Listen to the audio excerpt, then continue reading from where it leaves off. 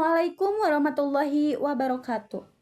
Di sini saya ingin memenuhi tugas mata kuliah Sistem Operasi. Yang berisi tugasnya itu adalah menjelaskan apa itu manajemen memori dalam bentuk video. Di sini juga saya tidak akan menjelaskan sendirian karena saya mengajak teman-teman saya untuk ikut memenuhi tugasnya juga. Sebelum kita bahas ke materinya, izinkan saya memperkenalkan diri. Nama saya Rizky Ramadhani Nugraha. Dan ada teman saya namanya Najwa Rizky Awalia. Yang kedua ada Siti Nurul Nandari. Dan yang ketiga ada Naila Husna Hairunisa.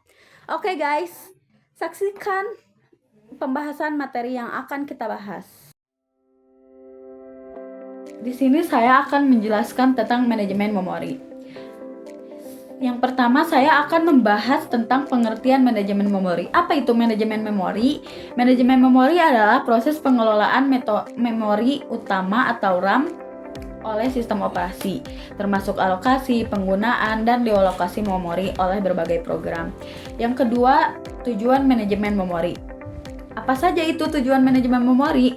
Yang pertama itu menyediakan ruang bagi proses untuk dijalankan. Yang kedua, mengoptimalkan penggunaan memori. Yang ketiga, menjamin keamanan dan isolasi antar proses. Yang keempat, mendukung multiprogramming. Yang bahasan yang ketiga, saya akan menjelaskan tentang tugas manajemen memori. Di sini tugas manajemen memori itu ada 3. Yang pertama, tracking, 2 allocation atau deallocation, yang ketiga, sweeping. Tracking itu adalah mengetahui bagian memori yang sedang digunakan dan siapa yang menggunakannya. Yang kedua itu allocation atau deallocation, itu adalah memberikan memori kepada proses dan melepaskannya saat selesai.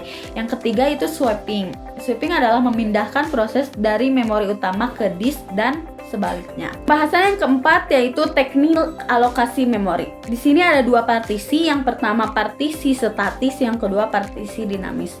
Partisi statis itu memori dibagi tetap, efisien tapi kurang fleksibel, sedangkan partisi dinamis ukuran partisi fleksibel, lebih efisien tapi rawan fragmentasi. Yang kelima, fragmentasi memori. Di sini fragmentasi memori itu ada 2, internal fragmentation and external fragmentation. Internal fragmentation itu memori terbuang di dalam partisi, sedangkan external fragmentation itu memori kosong tersebar di luar partisi. Lanjut, pembahasan yang ke-6, saya akan membahas tentang teknik manajemen memori lanjutan. Teknik manajemen memori lanjutan itu ada 3, pegging, segmentation, and virtual memory.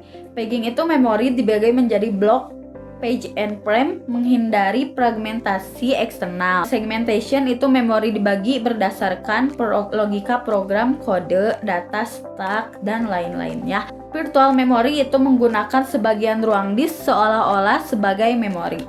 Pembahasan yang ke-7 itu adalah hardware pendukung. Di sini hardware pendukungnya itu ada 2. Yang pertama itu memory management unit, itu adalah mengubah alamat logika ke PC. Yang kedua itu translation log side buffer, itu cache untuk mempercepat penerjemah alamat. Oke, ke pembahasan yang selanjutnya. Di sini saya akan menjelaskan tentang teknik manajemen memori. Teknik manajemen memori itu adalah cara atau metode yang digunakan oleh sistem operasi untuk mengatur, mengalokasikan, dan mengelola memori utama RAM agar proses-proses yang berjalan dapat menggunakan memori secara efisien dan aman. Manajemen ini bertujuan untuk yang pertama itu menghindari konflik antar proses dalam penggunaan memori, mengoptimalkan penggunaan memori, menyediakan ilusi bahwa setiap proses memiliki memori tersendiri. Dengan teknik manajemen memori yang baik, sistem operasi dapat menjalankan banyak proses secara bersamaan tanpa gangguan dan menjaga kinerja sistem tetap optimal.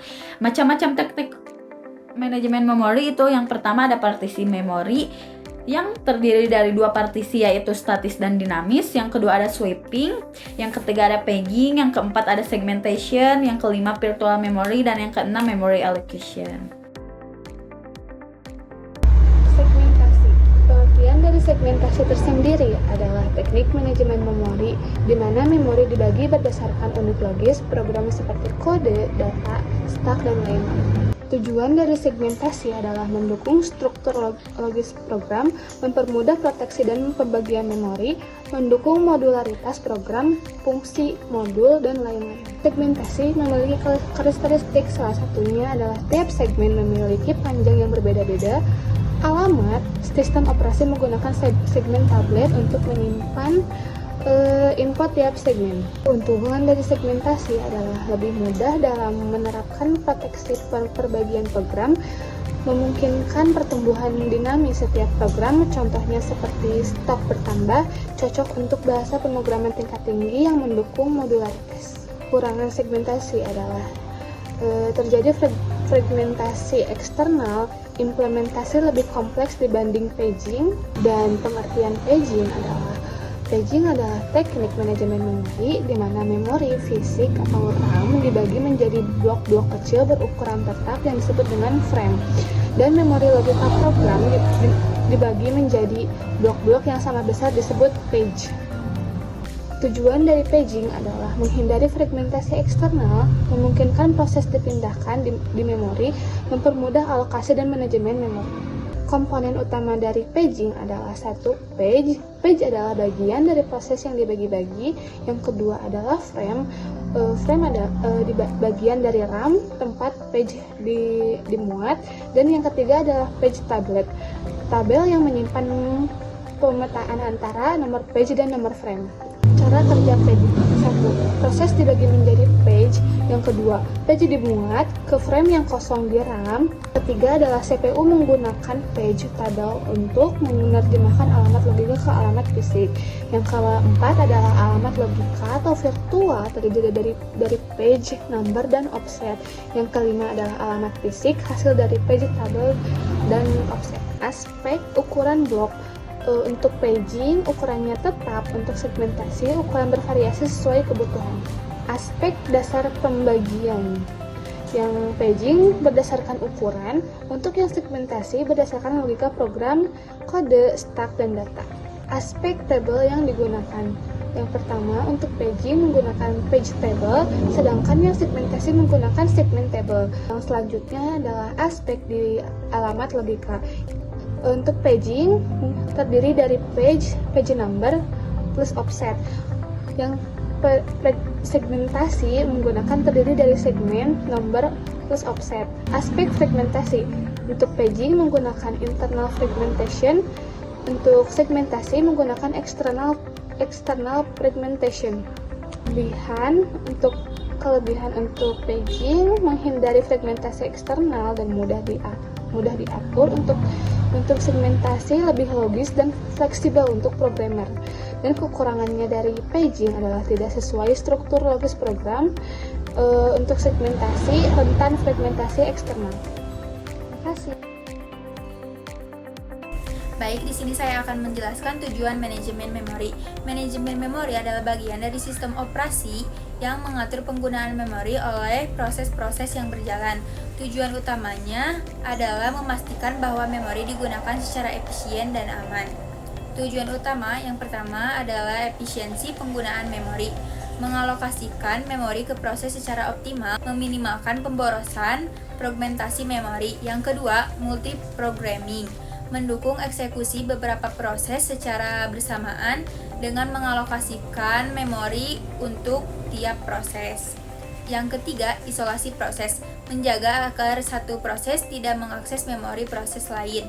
Yang keempat, alokasi dan dealokasi otomatis. Mengatur pemberian memori saat proses dimulai dan mengembalikannya saat proses selesai. Yang kelima, penataan alamat. Penerjemahan alamat logika virtual ke alamat fisik agar proses bisa berjalan tanpa tahu posisi fisiknya di RAM. Yang keenam, potensi memori. Mencegah proses menulis ke area memori yang tidak diizinkan. Yang ketujuh, manajemen virtual memory. Mengizinkan penggunaan memori virtual lebih besar dari RAM fisik agar proses besar tetap bisa dijalankan. Berikut penjelasan sejarah manajemen memori. Manajemen memori telah berkembang seiring dengan kebutuhan komputasi yang makin kompleks. Pengembangannya bisa dibagi dalam beberapa tahap, yaitu tahap pertama, tanpa manajemen memori 1950-an, hanya satu program yang dijalankan dalam satu waktu, monoprogramming. Program langsung dimuat ke memori utama, tidak ada perlindungan atau alokasi dinamis. Yang kedua, manajemen memori sederhana 1960-an. Muncul partisi statis memori dibagi beberapa bagian tetap. Mulai mendukung multiprogramming, masih sering terjadi fragmentasi, ruang kosong tidak terpakai. Yang ketiga, partisi dinamis. Memori dialokasikan berdasarkan ukuran proses, lebih fleksibel dari partisi statis. Timbul masalah fragmentasi eksternal, ruang kosong menyebar. Yang keempat, pegging. 1970-an memori dibagi menjadi blok-blok kecil berukuran tetap, mengatasi fragmentasi eksternal, mendukung isolasi proses. Yang kelima, segmentasi. Memori dibagi berdasarkan struktur logis program, kode, data, stok, dan lain-lain. Mudah bagi programmer, tetapi rentan terhadap fragmentasi eksternal. Yang keenam, virtual memory. Memungkinkan program yang lebih besar dari RAM untuk dijalankan.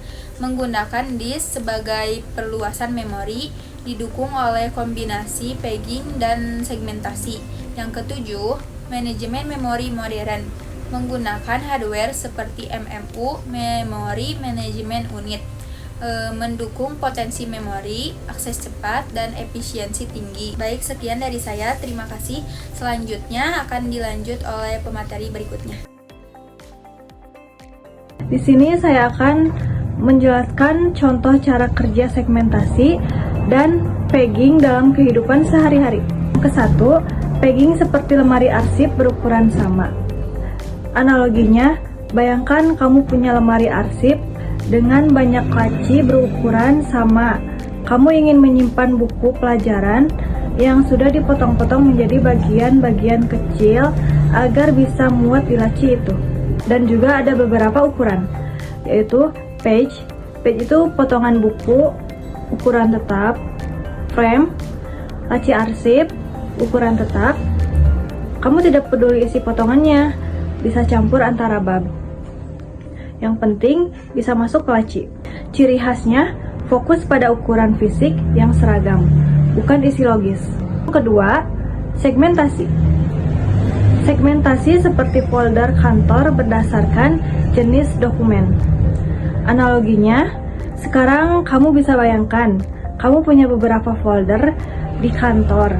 Satu untuk surat penting, satu untuk laporan keuangan, satu untuk data karyawan. Segmen, satu folder khusus, isi logis dan berbeda ukuran. Setiap folder punya ukuran berbeda, tergantung isi. Kamu bisa langsung cari data karyawan ke foldernya, tanpa harus mengacak semuanya. Ciri khasnya, fokus pada struktur logis dan isi dari data. Kesimpulannya, pegging seperti menyimpan data secara acak tapi rapih, karena ukuran seragam, praktis tapi tidak memperhatikan makna. Segmentasi seperti menyimpan data berdasarkan jenisnya, lebih logis tapi bisa bikin ruang kosong tak terpakai. Sekian dari saya. Assalamualaikum warahmatullahi wabarakatuh.